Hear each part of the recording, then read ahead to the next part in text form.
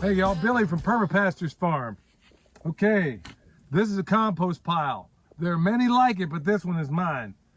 It's kind of cold out here, you know, the sun's starting to set and it's what it is.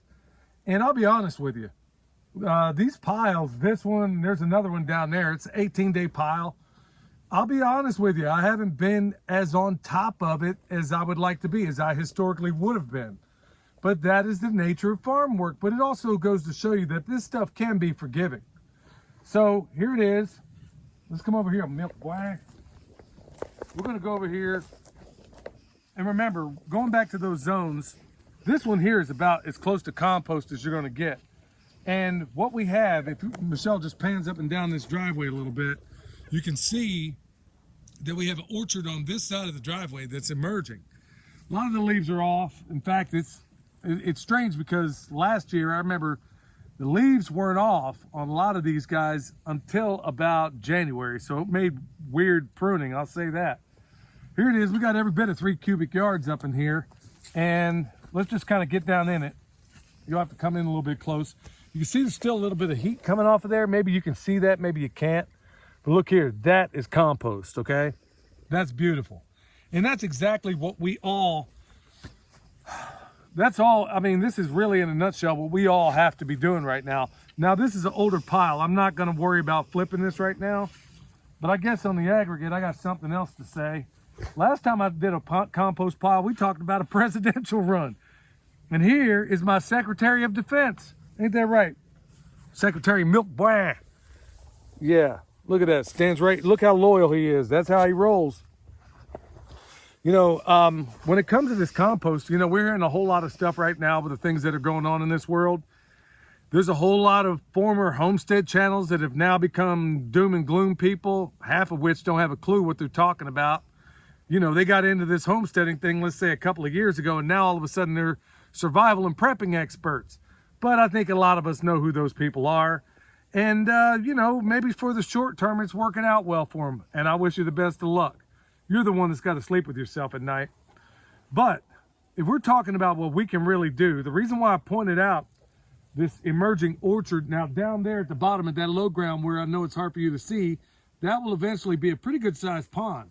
So that's why my last tree in this chain actually stops right about there.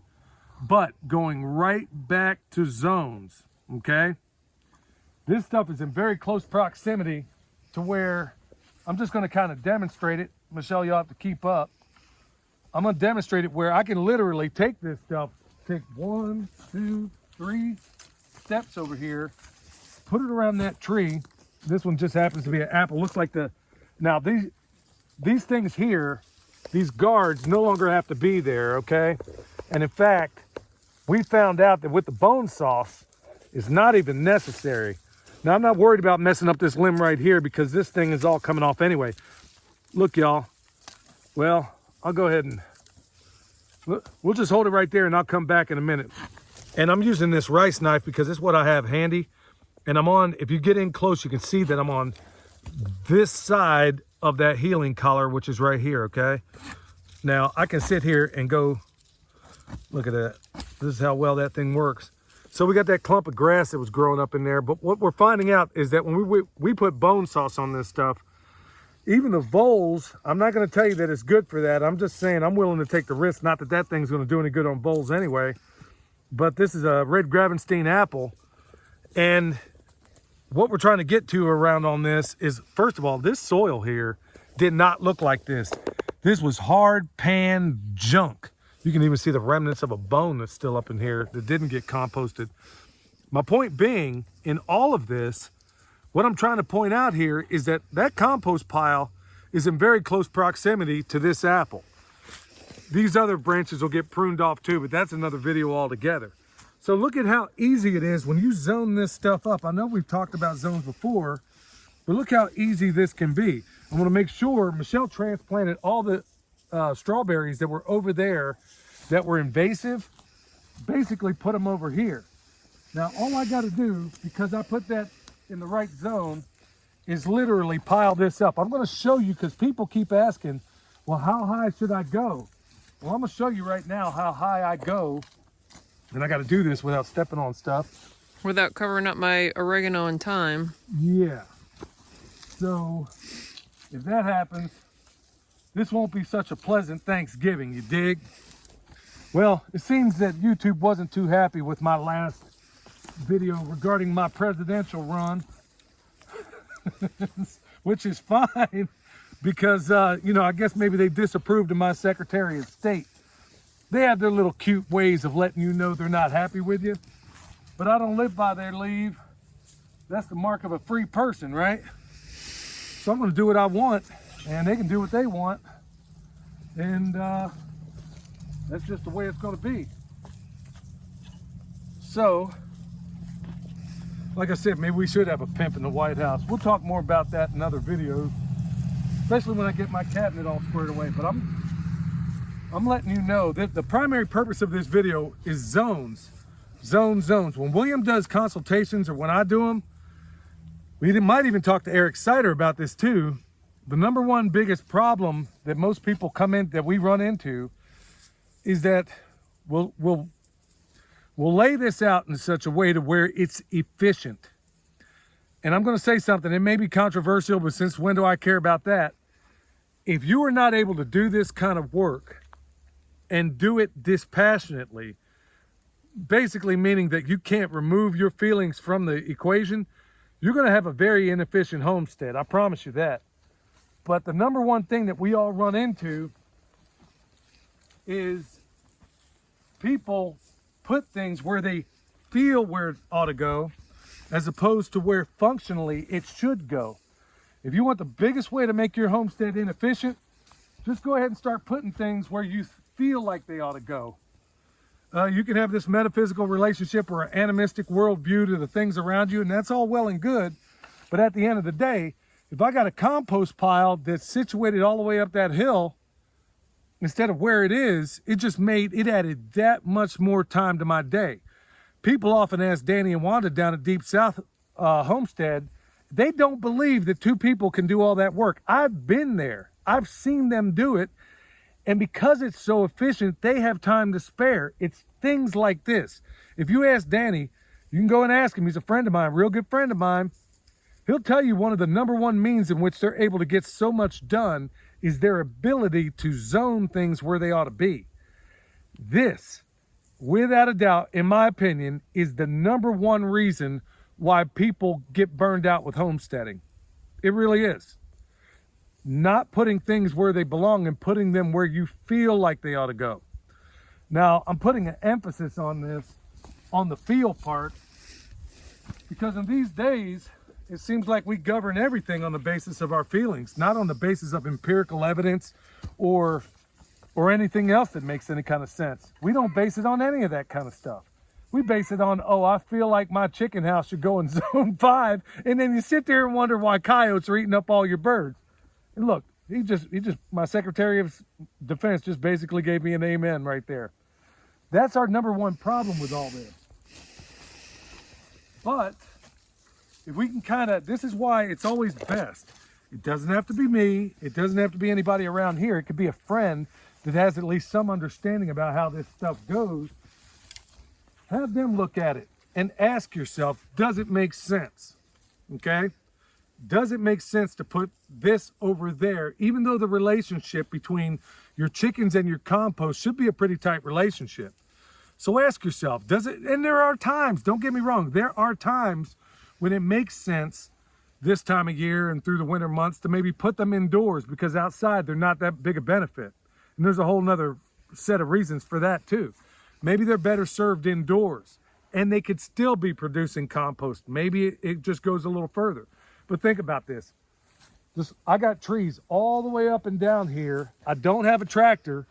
Does it make good sense for me to be able to take this stuff and literally walk over here and get this done? Absolutely. That's exactly why that chicken tractor on steroids, and you can see remnants of where it was. That's why it was situated where it was, all the way up and down this pile. But I implore you, a lot of you, I know everybody seems to be worried these days because good night. I read your emails, I do, and I read your comments. And it's like the more personal and the more personal stuff seems to always come through emails, and people kind of lay themselves bare because they realize an entire thread of people can't see the comments. And it seems like if I had to pick a word for the zeitgeist that we see unfolding right now, without even thinking about it, it's fear, in a nutshell. But when you're listening, going back to the people I was talking about before, when you listen to people that peddle fear because they realize YouTube algorithms are going to give them more views, hence more subscribers, hence maybe more money, then that's what they do. I'm not selling you fear. I'm selling you a solution, and I'm not even selling it. I don't make anything out of it.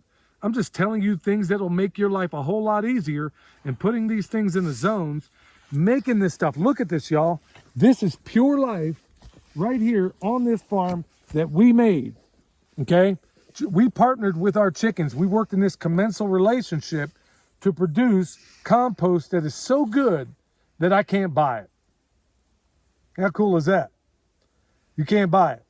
So taking that tool, taking these right dogs to the hunt is the way to make yourself very, very, very, I'm not going to say you're going to be worry-free, but when you know how to go out there and make compost, raise chickens, grow some food, it gives you that much more availability. You have one more tool, which is essentially what permaculture is. It's a set of tools. It's a toolbox. So this is the tool I took to this hunt. Now, let's just walk over here. Now that I got that part done, I'm going to show you what I do. I literally, this is just the beginning of it. And I know it's hard for you to get a sense of scale, but this thing from the grade that it's on to right here is somewhere in that neighborhood of, we'll call it about 10 inches, all right? So all I'm gonna do is imagine a donut laid on its side. And I've talked about this before, but think about this. I got this ballin' compost that you can't buy anywhere. I could have easily, by the way, up the hill, I have done this. I could have put down a layer of cardboard before I even started this. It's only gonna give another calling card to the worms. But now here it is. Here's my mulch ring. At this point to the ground, it's every bit of 8 inches. And over here, it's more like 10. But let me tell you what's going to happen, because every time I do this sort of video, the same thing happens because I know this soil is coming alive. The inside of 4 months, based on what I've seen so far, this will be the elevation of this.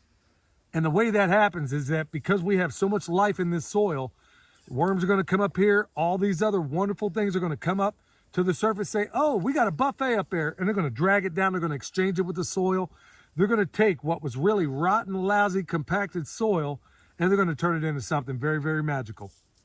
So it's all with the zones, making your own compost, growing your own trees, having your animals in a relationship with all of it. That's exactly how we do it. That's the benefit, and that's the beauty of permaculture, y'all. So maybe spend a little less time listening to these people that are making, I don't know, they get a giant interest in selling you fear. Are there things you ought to be concerned about? Absolutely. We talk about it in our podcast all the time. But we also give you solutions, because for as many things as you worry about, there's at least, for every one thing you worry about, there's 5 solutions out there to what it is you're worrying about. It's just going to require a little something out of you. All right, y'all. If you need comfrey, you need rice knives, which, by the way, I use to cut this branch right here. If you need anything from us, go to the channel or go to the website. And until next time, y'all, this is Billy from Pastures Farm, where permaculture is my passion. We'll see you next time.